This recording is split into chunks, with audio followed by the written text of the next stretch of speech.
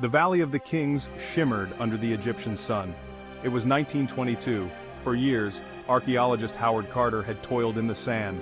He was driven by a burning desire to unearth the lost tomb of the boy king, Tutankhamun. His perseverance was about to be rewarded. A single step revealed a staircase hidden beneath the centuries-old dust. Excitement crackled in the air. A sense of awe descended upon the team. They were on the verge of a discovery that would change history. Days turned into weeks as the team carefully excavated the staircase. Finally, they stood before a sealed doorway. Ancient markings hinted at the treasures and dangers that lay beyond. The air grew thick with anticipation. This was no ordinary tomb. This was the resting place of a pharaoh.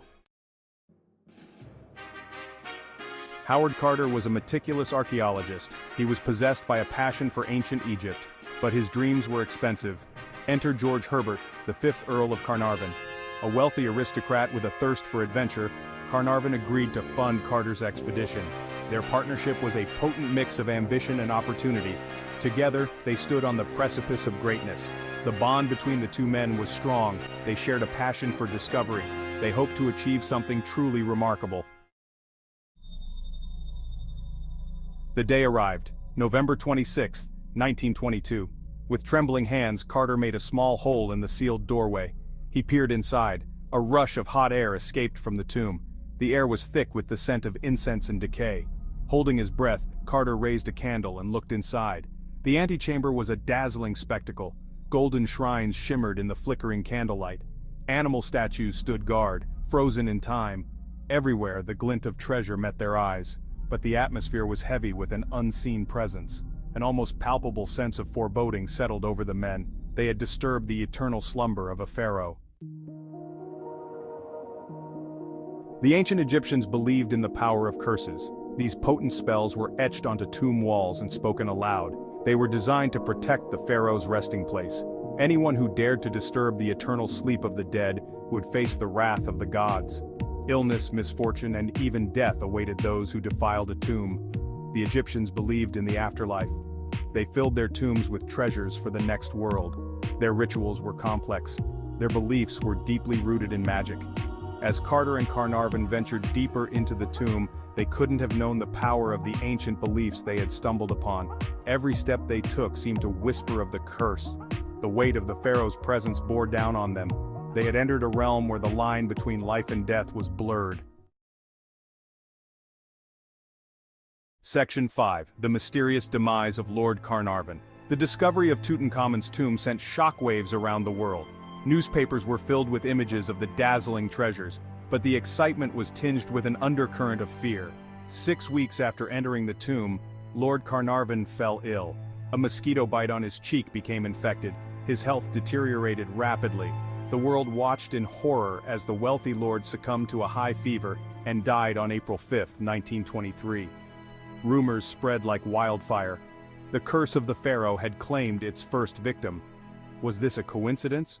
Or was there something more sinister at play? The newspapers were quick to seize on the story. Section 6. A Trail of Tragedy. The curse's grip on the tomb's visitors. Lord Carnarvon's death was just the beginning. A string of fatalities followed, each seemingly linked to the tomb. George J. Gould, an American financier who visited the tomb, died shortly after from a fever. Arthur Mace, a member of Carter's excavation team, succumbed to arsenic poisoning. Sir Archibald Douglas Reed, the radiologist who X-rayed Tutankhamun's mummy, died mysteriously after complaining of exhaustion and nausea. Each death fueled the flames of the curse narrative. The media spun tales of ancient magic and vengeful spirits. The public's imagination ran wild. The world was captivated by the tale of the cursed tomb. Was it simply a series of unfortunate events, or was there something more sinister at play? Section 7. Science and Superstition. Unveiling the truth behind the curse. Scientists have offered a range of explanations for the deaths attributed to the curse. Some point to the presence of toxic molds within the tomb. These ancient fungi, undisturbed for millennia, could have released deadly spores when the tomb was opened. Inhalation of these spores might have caused respiratory problems and other health complications. Psychologists offer a different perspective. They suggest the power of suggestion played a role. The ancient warnings of curses, combined with the media hype surrounding the discovery, could have created a powerful placebo effect.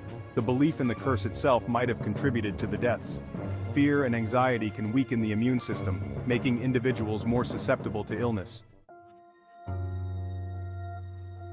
Section 8. Debunking the Myth: Survivors of the Pharaoh's Wrath.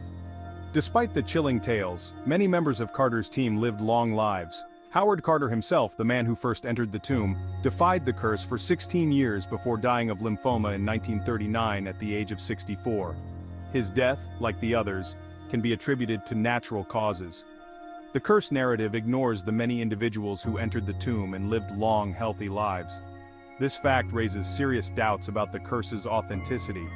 While the deaths of Carnarvon and others are tragic, they appear to be a case of unfortunate coincidence rather than supernatural revenge. The human mind is hardwired to find patterns even when they don't exist. Section 9. The Curse of Tutankhamun, a story for the ages. The Curse of Tutankhamun has captivated the world for over a century. The story has all the elements of a great thriller: ancient secrets, mysterious deaths, and a touch of the supernatural. It has inspired countless books, films, and documentaries. From horror films to children's cartoons, the curse has become a pop culture phenomenon. The enduring fascination with the curse reveals our complex relationship with death and the ancient world.